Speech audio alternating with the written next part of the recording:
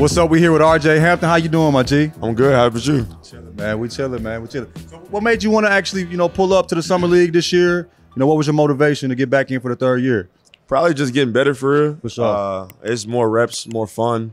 Time to, get in shape for the actual season. Yeah. It's Vegas. Yeah, There's a lot of people out here, a lot of connections. So I felt like it was just all in for me. For sure. Now, when you look at this Magic squad, y'all finished towards the bottom of the NBA, but I always like to say it's different between a bad team and a young team. Y'all got a good young core. Y'all got Paolo coming through. Mm-hmm. How excited are you about the Summer League squad getting a chance to play a Paolo and these guys and just what the future holds for this Magic team?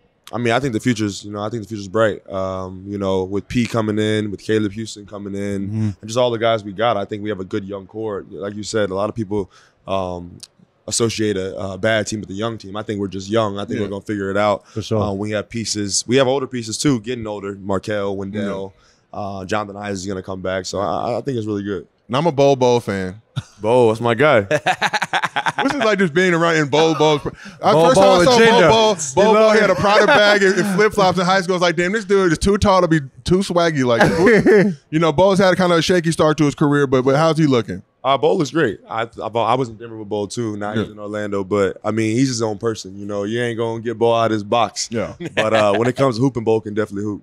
For sure. And let's talk about yourself, man. You decided to go to the NBL, unconventional route. You wanted to get that pro life ready to go already. Not go to college.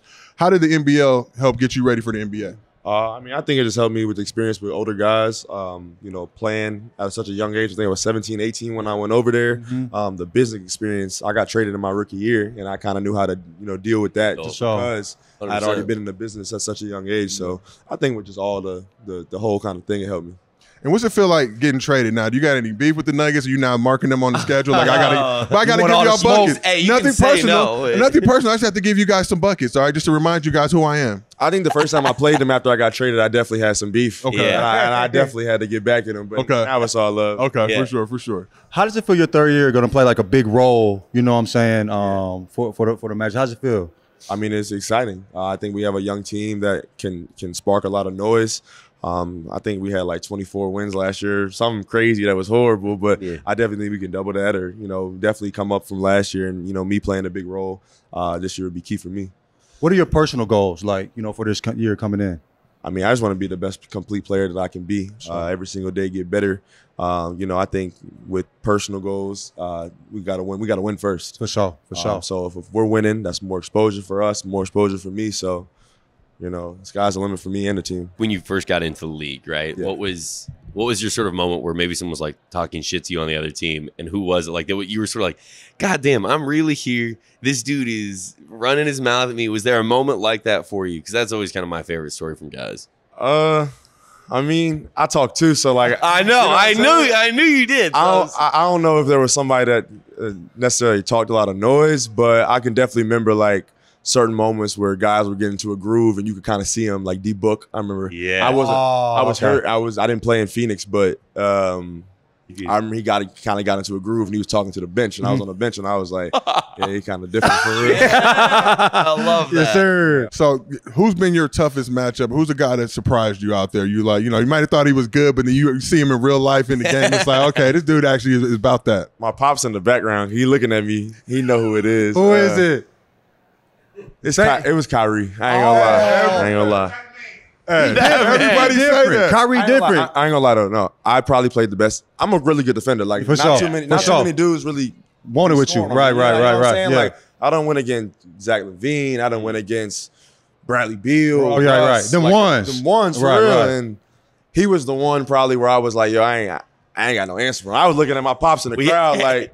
I was like, yo, I don't know what to do. He has no go-to play. He can just do anything. There's nothing to really keep him from doing, you know what I'm saying? With a lot of dudes, their go-to moves. Right. Like, he has so many counters that it's like, when you stop one, he's come with another. When you stop that one, he's come with another. So I'd probably say that's the toughest player I had to guard in life. Probably will be forever. Oh, yeah. It seemed like NBA players, like, everybody's a fan of Kyrie, though. Yeah. Like, like, everybody's like, and he don't talk to him.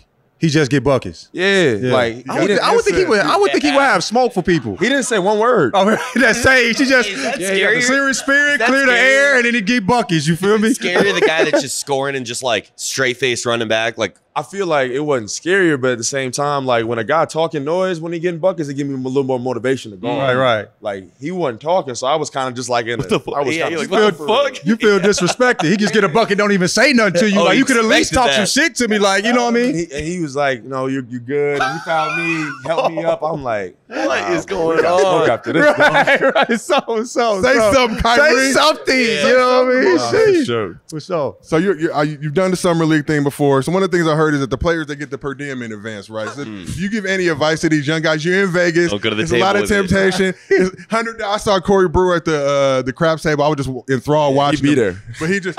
Hey, Yeah. he I giving saw us- him there too. the things he was doing though, He with said all the he'd be different there. bets he was placing, I was so Yeah. enamored by. But do you give these guys any advice? Like, look, man, that's your food money. Don't blow that because you're gonna be eating Burger King for the rest of the trip. I mean, a lot of with the summer league guys, I would definitely say keep your bread, keep your per diem. Yeah. I'm gonna do what I kind of want to do with the per diem money, but you know what I'm saying? You're definitely- different though. You're in a different lane. You definitely need to spend your money wisely, especially with per diem money. It's good money though. Right. For a lot of Of people, it's good money. For me, it definitely. When I was, I can imagine so. When I was in college at ASU, they would pool because it wasn't very much money. They would just pool all the cash to the back of the bus, and someone would roll the dice and see who was going to get it. It Oh, was that's the fine. funniest shit. Yeah. Hopefully, So there was just got good one luck. dice roll? Yeah, oh no, it'd be like everyone would roll them, and it would be the numbers that came up. Then that group would get to go. It was hilarious. Everyone in the back of the bus is cheering and shit. It was great. It was great. crazy. Yeah. When it comes to how you approach your game, who in the league do you watch? Like, y'all, this is who I want to kind of, be coming up. I think I talked to Jordan Clarkson. You know what I'm saying? He was talking about that 6 man of the year role was the one that he was really looking at, and that's what he is now. You know what I'm saying? Yeah, I ain't gonna lie. That's a good comparison. Like I like the Jordan Clarksons. I like I always tried to be like Zach when I was younger. I like Zach at UCLA, but that 6 man role, like I think for like in the NBA, like when you figure out what your niche is, right. you gotta look at those type of players. You know what I'm Right. saying? You got to be realistic with yourself. You know what I'm saying? And I feel like JC was definitely realistic in the fact that he wasn't gonna start for a team, at right away. Yeah, And he just took into that role. Same way with kind of Tyler Herro. Tyler Herro could probably start on any other team in the NBA. The Heat just do things a little differently, but he accepted that role and he got 6 man of the year. A bag come with that too, though. bag You know what come I'm with saying? that Like too, yeah, for JC just got bagged out Yeah, 2 years ago. 100%. Was there a temptation to go to UCLA? I mean, this is a UCLA alumni right here. So I was wasn't there good temptation? though, so don't look up, no number, look up. Please. I'm a lie. Was there Coach was temptation a to hater. go? I mean, Look I the know you numbers went up. to- Hater? My coaches were haters. That's my go-to. That's the company line. Yeah, nah. I I ain't mean, I got forgot. offered by them, but Of course. I ain't didn't. You got a lot of offers, I I remember. didn't, I didn't take a visit. They're all kind of on the way. Okay, all right. Damn, You don't Did waste anyone- nobody's time. You was Left like, on no. red? It was too far from home. Did anyone right. get close to getting you? For sure, Kansas. I was going to Kansas? Kansas. Oh, wow. I took a tour of Yeah, Kansas. yeah. Kansas or Can- Memphis. My agent, Mike Miller, so he was Oh, at Memphis yeah. at the time. Hell yeah. For sure, It yeah. was either Kansas or Memphis for sure. Yeah. Mike Miller got Negro tendencies. That's what I I'm fuck gonna say. with Mike Miller. Hey, And he was a since bucket, Florida. too. Since Florida. They got 2 in Florida, didn't he? Or is it 1 in Florida? But, like, bro. I think Mike Was Miller it 2 or was it to go after- play, after- no after- swine. After that, they got, Joakim and them got yeah, 2. they got 2, yeah. Yeah. He was a bucket, Yeah. G. So we talked about this for the camera roll. New York seems to be convinced that they have the best hoopers. Nobody believes it. That's false. California, we know we do. Oh, New York gonna be on y'all head. But that- He said false. false. New Yorkers hype up everything. You see Knicks fans, they hype up. They're gonna win a championship every year. I'm a teammate with Cole Anthony, so he's the biggest New York person You know, ever. oh so. yeah. So we got the, He dunked Yeah. the Timbs, you know what I mean? Like, he really loved that New York shit. Different. and I can't even. Hey, Texas hoopers over the last 5 or so years, there's just been a wave of baller guys, yourself included in that. What do you just think about? What is it about that state? I know it's the biggest state in the country. That's what I was about to say. Honestly, I really can't say nothing, but it's probably the biggest state. You got Cheating a little bit. biggest state. We kind of cheating a little bit. You know what I'm saying? Yeah. We got the most people. We got the most population, pretty much. So right. we don't have the best hoopers come out of it. But nah, I think what really helps is like Dallas and Houston come together, and there's a lot of hoopers that play on different teams together. And I grew up with Cade Cunningham. I grew up with Tyrese Maxey. Yeah. I was watching Marcus Smart in high school, watching Julius Randle in high school. So like, there's a lot of hoopers that come through and kind of pay the way because it's just such a big state for real. So who is your favorite, other than yourself? Who's your favorite hooper to come out of Texas? My favorite hooper to come out of Texas, it probably wouldn't even be like anybody y'all really knew. Like y'all might know. I'll probably say like when I was younger, I liked LeBron Nash. I don't know if y'all know who that is. I'm not him. He went to Oklahoma State. Okay, Yeah, I that's a remember good. I like Keith Frazier too.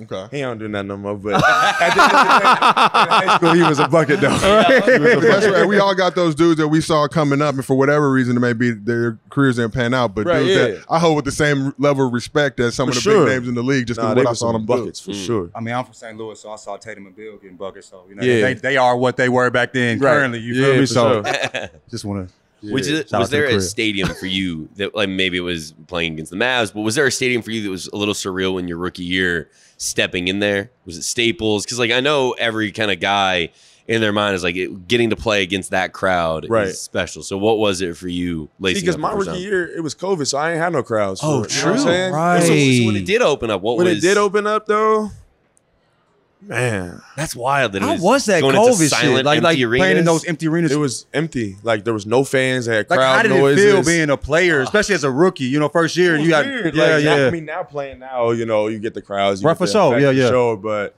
I'd probably say the most fun arena I think I had. I like Chicago a lot. Really? I like Chicago. This past year, they was good though. They was Chicago good came out and showed love. They showed love for sure. Yeah. Phoenix, Interesting. Phoenix was brazy. Yeah. But then you got your obvious ones, Madison Square Garden. For sure. Yeah, you know what I'm saying? Is it really like that though? Yeah, I remember I was taking the ball out on the sideline. I looked behind me and it was Selena Gomez. I was like, hold on. Oh, hold on a minute. You was getting buckets after that. All he saw was the rim. I don't have no teammates. Do you like when you see somebody like that? Does that make you want to lock in more? You got to make sure you look sweet. The jersey looks good and everything is good to go. It'd be surreal for Be real. honest. You be forgetting you in the NBA though. Yeah, okay, like, okay. sometimes you be forgetting you in the NBA. You're like, yo, like I'm at like almost a party. Like there's all these celebrities here. Get you in the NBA? Sometimes you do. You be like, yo, I got this person sitting here. This person sitting here. For sure. This person Right. Here. So nah. Have any of them ever said anything to you? Like I know Rihanna likes to chirp a little bit during it. Jack Nicholson. Anybody ever? Rihanna would say something to me. So we've been doing this. We've been having our guests just to the camera with the pink on it right there. Kind of give your reaction. I'm going to give you different scenarios. You give me your reaction. I gotta look in there. Yeah. I'll give you the reaction. All right. Kyrie does become a Laker. What's your reaction? Dang. That's so good. No, that's perfect. That's perfect. That's perfect. All right. The next one. Kyrie stays at the Nets. That's smooth. That's smooth. Okay. Do you think it's better to stay in Brooklyn? Yeah, don't go back with Bron. I ain't gonna lie. You don't want that smoke? That's gonna be bad smoke for the league. I ain't gonna lie. I had an argument with my best friend the other day about that. If like KD had went to the Warriors and KD went back to the Warriors and Kyrie went to the Lakers, who was gonna win in a 7-game series? I think the Warriors might have way more at that point. KD go to the Warriors. Lie, I got the Lakers. For Really? real. Because that's just the IQ of Bron and Kyrie together. Yeah, it's a lot to go into that. Okay. We have to break that down. Yeah. All right, the last one. Okay, and this one's a bit different. But you know Kyrie, so you never quite know. He chooses to retire to get into the psychedelics industry. I'm so sorry. I'm looking at too easy. I'm looking at too easy. His pop said thank you. That's what his mom said. Get him away from my son. I love it. That is pure. Appreciate you. All right, that's it. That's great. That's great. Last question for you. Obviously, nobody knew who the Magic were going to take number one. It was looking like Jabari. Obviously, they came through with Paolo Banchero. What's it been like for you to be able to play with Paolo for these first couple of games? What do you see in his game, and what do you think the future holds for him? I think the future's bright for him. I think I think what I didn't know about him, he has a very high IQ. Yeah. You know, he's physically there. You know, he's 6'10", 230, whatever he is. But just his IQ about the game and the way he approaches it, I like. So I think he has a bright future ahead of him for sure. Well, shit, you do too, RJ, man. We root for you. Seriously. Appreciate you. If you like this episode, make sure you subscribe to Buckets. Follow us on all social media platforms. Also, we dropped our own merch right here. You can get it on bucketshop.com.